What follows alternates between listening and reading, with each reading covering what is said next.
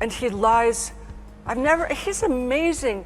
He tells something, and then you go back and you see what he said, and it seems like the truth both times. He's so terrific at lying. I've never seen anybody so good. Tab 1 Cher is perhaps one of the biggest critics of President Donald Trump, so of course it's no surprise that she's calling him and members of his administration out, including White House Press Secretary Karoline Leavitt. And now, the goddess of pop could have silenced Leavitt permanently with points so embarrassing to admit that there's no coming back from it. So let's get right into it. The alleged Cher-Karoline Leavitt confrontation. It's important to establish some context about Karoline Leavitt. As the youngest person ever to hold the position of White House Press Secretary, Leavitt represents a new generation of conservative voices in the Trump administration. Her rapid rise through Republican ranks, from Trump campaign staffer to congressional candidate to presidential spokesperson, has made her a significant figure in contemporary conservative politics and a staunch defender of Trump's agenda. However, research indicates that there is no definitive evidence of a direct personal interaction between Cher and Karoline Leavitt in 2025 based on available information. What makes this alleged confrontation plausible, however, is the historical context of Cher berating the Trump administration relentlessly. Cher has a long-established pattern of publicly and vocally criticizing Trump, dating back to their initial 2012 Twitter dispute and intensifying throughout his political career. This criticism has frequently been colorful and unfiltered, as exemplified by her 2016 comments at a Clinton fundraiser comparing Trump to characters from The Bad Seed, a pattern that makes continued criticism during his second term entirely consistent with her established approach. Meanwhile, in her role as press secretary, Leavitt has been a prominent figure defending Trump's agenda and frequently clashing with media over narratives critical of the administration. Given these dual roles, Cher as outspoken critic and Leavitt as official defender, Cher's targeted criticisms against Trump has no doubt prompted a response from Leavitt in her official capacity, even without a direct personal exchange between the two women. The next 2 weeks, she'll be hitting the pavement all across the country for her. So that's the best place to see her right away. What might Cher have said to provoke such a response? While we don't have the exact statement that allegedly triggered this incident, we can look to Cher's recent history of Trump criticism for clues about the type of commentary she might have offered. In 2023, Cher renewed her vow to leave the United States if Trump were re-elected, telling The Guardian, "I almost got an ulcer the last time. If he gets in, who knows? This time I will leave." This statement, made during the campaign, could potentially have been referenced or expanded upon following Trump's victory and return to office. Additionally, Cher has been particularly vocal about transgender rights, an issue with personal significance due to her relationship with her transgender son, Chaz Bono. She has criticized anti-transgender legislation, linking it to Trump's influence and expressing alarm about Republican plans for the transgender community, stating, "I don't put anything past them." Given the ongoing debates around transgender rights policies in the current administration, this topic could also have been the focus of comments that might have prompted a response from the White House. He wants to be the king, but he doesn't want to do the work. And I mean, I can't imagine it's like breaking news. Cher's comments lately are just the continuation of her consistent opposition to Trump, rather than a new development. Throughout Trump's first term, Cher used her social media platform, particularly Twitter, now X, to express her disapproval with sharp, often colorful commentary, focusing on his political views, personal character, and policy decisions. Her criticisms have reflected her advocacy for progressive causes including LGBTQ+ rights, women's rights, and immigration reform, all areas where she perceives Trump's policies as harmful. During his first presidency, Trump himself would often respond directly to critics via Twitter, creating a more direct exchange of barbs with figures like Cher. In the current administration, with Trump's social media presence somewhat moderated compared to his first term, his press secretary now stands as a primary defender against critical commentary, potentially placing Leavitt directly in the line of fire from long-standing Trump critics like Cher. South Korea has bombed North Korea, and President Trump comes up to the platform, to the podium, and says, "What?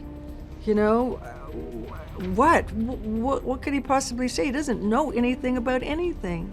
You know, I'll call my friend Vladimir and he'll tell me what to do." This shift in the mechanics of White House response to criticism represents an interesting evolution in how celebrity political discourse interfaces with official communications. While Trump's direct, unfiltered responses on social media defined his first term's approach to critics, the current administration appears to be managing such challenges through more traditional channels, including official responses from the press secretary's office. Cher's criticisms highlight several important aspects of contemporary political discourse. First, it demonstrates the enduring role of celebrity voices in political conversation figures. Like Cher, continue to command attention when they weigh in on political matters, potentially shaping public opinion and requiring official responses from administrations they criticize. Second, it illustrates the increasingly blurred lines between entertainment and political content, particularly in digital spaces. It also reflects the deeply polarized nature of American politics in the post-2020 era. The stark divide between progressive celebrities like Cher and conservative political figures has created an environment where such confrontations are not only possible, but expected and eagerly amplified by media outlets. He's an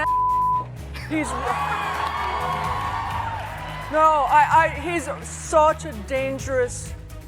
I don't know how he is a candidate. He is so dangerous, and what he brings to my country, what he's awakened in my country, is bigotry and distrust and a certain kind of supremacy in certain groups, and he lies.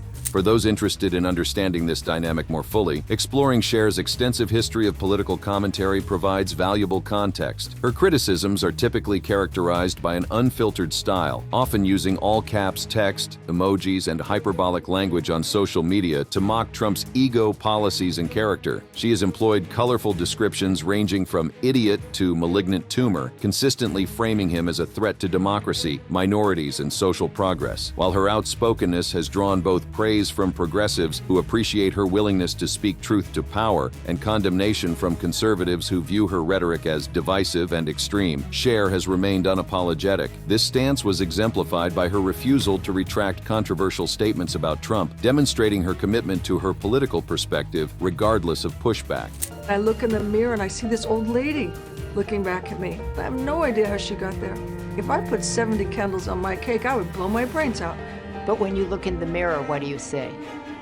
Oh, I just see me, Cher. I just see Cher, but, you know, I'm never satisfied. I've never really been in love with Cher. She's all right, but it's like I'm not a huge fan. Get out. No. You're not a huge fan of Cher? I'm not a Cher fan, exactly. Cher, I love you so much. Luckily, Cher has plenty of loyal fans waiting for her latest comeback. People think, well, gosh, you're Cher, you probably don't have to practice, it just comes out. You've been doing this so long. The older you are, the harder it is. If you want to know what's on Cher's mind, look no further than her Twitter feed, where she pulls no punches, especially when it comes to her feelings about Donald Trump. I feel like I'm yelling fire and no one is listening. It's important to note that Cher's political activism extends beyond mere criticism. Throughout her career, she has transformed outrage into concrete action. For instance, she has sent cases of clean drinking water to residents in Flint, Michigan during their water crisis and provided safer helmets to American troops overseas. These efforts demonstrate that her political engagement transcends rhetoric to include tangible contributions addressing specific problems she identifies. For Cher, political discourse is not merely about partisan advantage, but about core values and principles. As she expressed in a Today Show interview regarding her support for Hillary Clinton in 2016, she perceives a fundamental divide in vision. I care about the country, and I know that the people that are following Trump, they care about the country too. But I don't think it's the same country I care about. You see different realities. This statement encapsulates the profound ideological divide that characterizes American politics today and helps explain the persistence and passion of Cher's criticism across multiple Republican administrations. Cher's long-standing history of criticizing Donald Trump.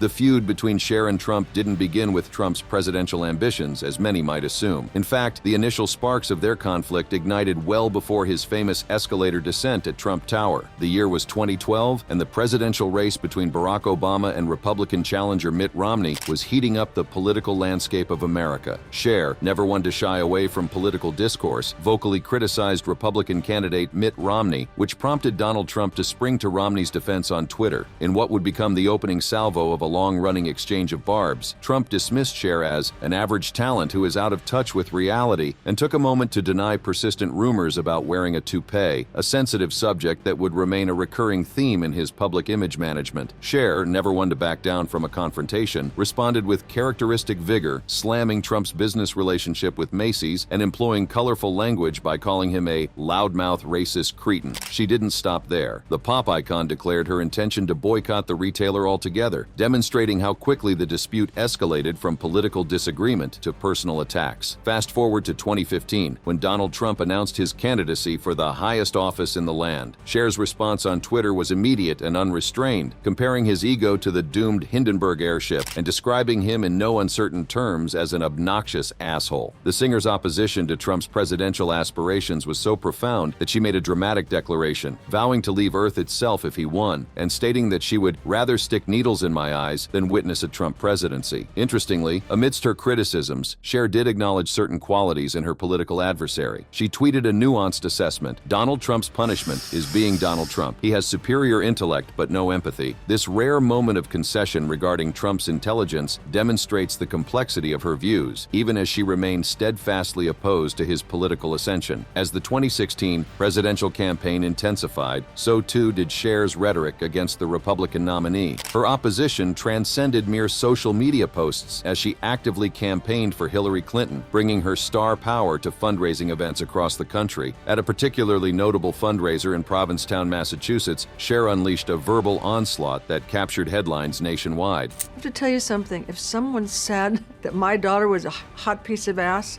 I would put my fist through his face. At the same Massachusetts fundraiser, Cher didn't hold back, labeling Trump a consummate liar, an insane and sociopathic narcissist, and drawing shocking historical comparisons to Hitler and Stalin. She even likened him to the manipulative child character from the classic film The Bad Seed, demonstrating her penchant for colorful and provocative analogies. Cher's concerns extended beyond Trump's personality to the potential impact of his policies on marginalized communities. He doesn't mean we want to make America great again, she declared passionately. He means we want to make America straight and white. This statement encapsulated her fear that Trump's vision for America threatened to roll back progress for various minority groups. The backlash to these inflammatory comments was swift and intense, especially from Trump supporters and conservative media outlets. Yet Cher remained defiant in the face of criticism, tweeting, "Had I known I'd get such vicious hate for supporting Hillary, I would have done it anyway." She doubled down on her opposition to Trump, reinforcing her earlier threat to leave the planet should he emerge victorious in the election. When Trump did indeed win the presidency in November 2016, Cher, like many Clinton supporters, was stunned and dismayed. Rather than fulfilling her hyperbolic promise to depart the earth, she channeled her frustration into continued opposition to the new administration. In a revealing 2017 interview with Billboard magazine, Cher admitted to struggling with her outrage, confessing that she had resorted to hiding her phone to prevent herself from impulsively rage-tweeting, a testament to the intensity of her emotional response to Trump's victory. During this interview, she accused the new president of cheating and getting away with it, using the White House for personal profit and endangering American lives through threats to healthcare. Her criticisms weren't limited to Republicans, however. She also expressed frustration with Democrats for what she perceived as weak messaging in the face of the Trump administration's agenda. As Trump's presidency progressed, Cher's opposition showed no signs of abating. In a 2018 interview with The Washington Post, she offered a grim assessment of Trump's impact on the nation, suggesting that the damage he had inflicted might prevent America from being truly great again within her lifetime. In characteristically dramatic fashion, she likened his effect on the country to a nuclear catastrophe that even she and cockroaches, famously resilient creatures, couldn't survive. She used explicit language to describe the president as a F******ing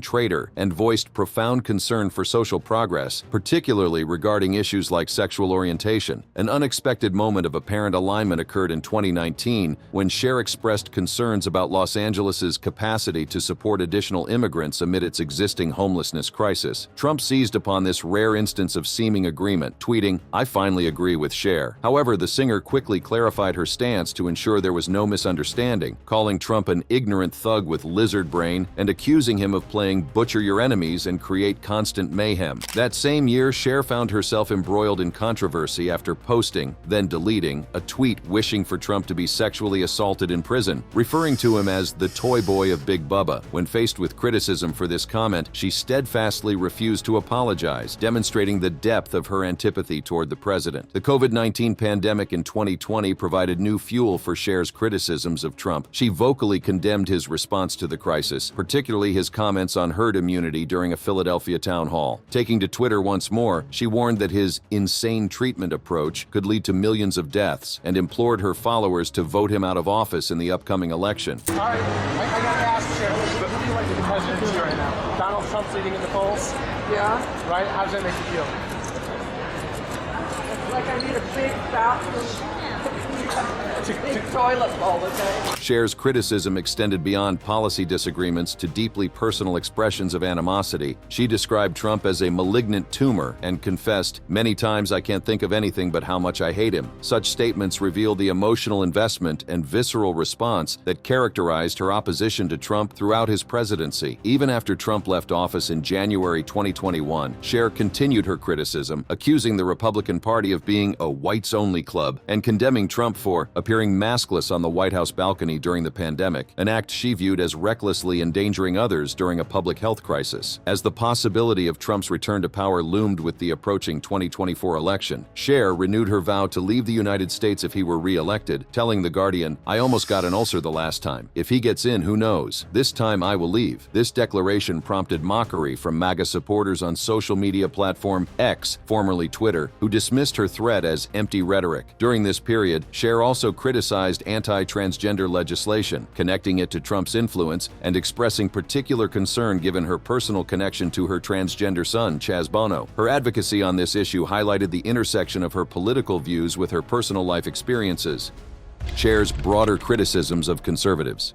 While Cher has stated that she is not formally registered with any political party, preferring to identify as a progressive independent, her support has consistently aligned with Democratic candidates and progressive causes throughout her career. Over the years, she has lent her celebrity status and considerable influence to presidential hopefuls, including Jimmy Carter, Bill Clinton, Al Gore, Hillary Clinton, Joe Biden, and Kamala Harris, demonstrating a clear preference for the Democratic Party's platform and vision for America. Cher's fundamental opposition to conservative ideology is perhaps best encapsulated in her own words. "I just don't understand how anyone would want to be a Republican. If you're poor, if you're any kind of minority, gay, black, Latino, anything, if you're not a rich born-again Christian, I don't get it." This statement reveals her perception that Republican policies inherently favor the wealthy elite while failing to serve or actively harming vulnerable and marginalized populations, a perspective that underpins much of her political commentary. Cher's criticism of conservative leadership extends well beyond the Trump era, reaching back to previous Republican administrations. During George W. Bush's presidency from 2000 to 2008, Cher emerged as one of his most vocal celebrity critics, later stating that his 8 years in office almost killed her, a hyperbolic expression of the emotional toll his policies took on her. During the heated 2000 presidential campaign, Cher expressed her determination to do whatever possible to keep Bush out of office, warning that his administration would erode rights for women and minorities. Her concerns were expressed in characteristically colorful language. "If you're black, a woman, or any minority in this country at all, what could possibly possess you to vote Republican? You won't have one fucking right left." Cher's opposition to Bush wasn't limited to campaign rhetoric. In 2003, during the height of the Iraq War, she anonymously called into a C-SPAN program to criticize what she perceived as insufficient media and government attention to injured soldiers at Walter Reed Army Medical Center. This action highlighted a substantive policy critique beneath her more provocative public statements, suggesting genuine concern for veterans' welfare rather than merely partisan posturing. Her assessment of Bush's character was equally unsparing, as she labeled him stupid and lazy and expressed profound distrust in his leadership abilities, criticisms that foreshadowed her later, more extensive condemnations of Donald Trump. Moving forward to the 2012 presidential campaign, Cher actively opposed Republican candidate Mitt Romney. She collaborated with comedian Kathy Griffin on a political advertisement titled "Don't Let Mitt Turn Back Time on Women's Rights," a clever play on her iconic song that highlighted her concerns about Romney's positions on reproductive health and gender equality. In discussing Republican attitudes toward women during this campaign, she used harsh language, describing their positions as sick stuff and broadly characterizing Romney and the GOP as racist, misogynists, and elitists. But I've known her for a long time, and I think that she will do her best. And it's not saying, she's a politician, but she will do her best. And if you look at her from the beginning of her life till now. She's worked hard for people. This election will change America and have consequences for the world for 40 years. And the people who will suffer the most are millennials. Look, it's not going to hurt me. I'm 70. It's not going to do anything to me, but it's going to do stuff to young people. And that really scares me and it really bothers me. Cher's social media presence during this period featured frequent criticism of Romney and Tea Party conservatives, sometimes using derogatory terminology like teabaggers, a slur with homophobic connotations to describe the latter group. These posts positioned conservatives as threats to social progress and equality, themes that would continue throughout her political commentary in subsequent years. In a surprising twist during the early stages of the 2016 Republican primary, Cher briefly appeared to offer backhanded praise for Donald Trump, tweeting that he was a giant among GOP frontrunners compared to candidates like Ted Cruz, Marco Rubio, and Ben Carson. However, context is crucial here. This comment was likely either sarcastic or meant to highlight the weakness of the Republican field rather than genuinely endorsing Trump, as she quickly clarified her support for Hillary Clinton. As we've explored in detail, Cher's criticism of Trump intensified dramatically once he secured the Republican nomination and throughout his presidency, but her opposition to conservative politics extended beyond Trump to encompass the broader Republican Party and its agenda. In 2017, amid heightened tensions following the white nationalist rally in Charlottesville, Virginia, Cher accused Trump of aligning with white supremacists, suggesting that his Make America Great Again slogan echoed Hitler's rhetoric. She also connected him to the racist birther movement, questioning Barack Obama's citizenship, and to voter suppression efforts targeting minority communities. By 2019, her rhetoric had escalated further. Cher made the inflammatory and factually unsupported claim that Republicans were complicit in Trump's genocide, a severe accusation that drew sharp criticism from conservative commentators for its hyperbolic nature. That same year, she called for House Speaker Nancy Pelosi to assume the presidency, demonstrating her desire for radical political change. Following the January 6, 2021 Capitol riot, Cher's criticism of Republicans reached new heights as she described Trump and his supporters as flying monkeys intent on destroying the Democratic Party while enriching billionaires at the expense of the poor. In particularly inflammatory language, she characterized the GOP as Nazis in lockstep and warned that the party would establish a whites-only club if it regained political power, rhetoric that drew condemnation from conservatives as divisive and extreme. Later in 2021, Cher directed her ire toward Georgia's controversial voting laws, which implemented stricter identification requirements for absentee ballots and limited the availability of ballot drop boxes. She characterized these measures as voter suppression and accused Republicans of reviving Jim Crow policies to block black, ethnic, and poor Democratic voters in service of white supremacy. In a passionate tweet, she declared, "This is not democracy. It's GOP's mantra, white is right. Only the right PPL should be allowed to vote." These comments sparked significant backlash from conservative voices who pointed out that voter identification requirements are common in many democratic countries and are not inherently racist. Some critics also noted the historical irony of her accusations, given the Democratic Party's own historical support for Jim Crow legislation in the South, a complexity that Cher's commentary did not acknowledge. Cher has also targeted individual Republican figures beyond Trump. In 2015, she compared Texas Senator Ted Cruz to the notorious communist hunting senator Joseph McCarthy, labeling Cruz a maniac. She criticized former Texas Governor Rick Perry for his positions on women's health issues, framing such conservative stances as hostile to women's rights and bodily autonomy. In 2013, Cher directed a particularly vulgar insult at former Alaska Governor and vice presidential candidate Sarah Palin and the Tea Party movement, prompting conservative media outlets to accuse her of hypocrisy for condemning conservative hatred while employing degrading language herself. Although Cher later expressed regret for certain controversial comments, such as criticizing Miley Cyrus, she notably did not apologize for her political attacks, standing by her characterizations of conservative figures and policies. He deserves nothing.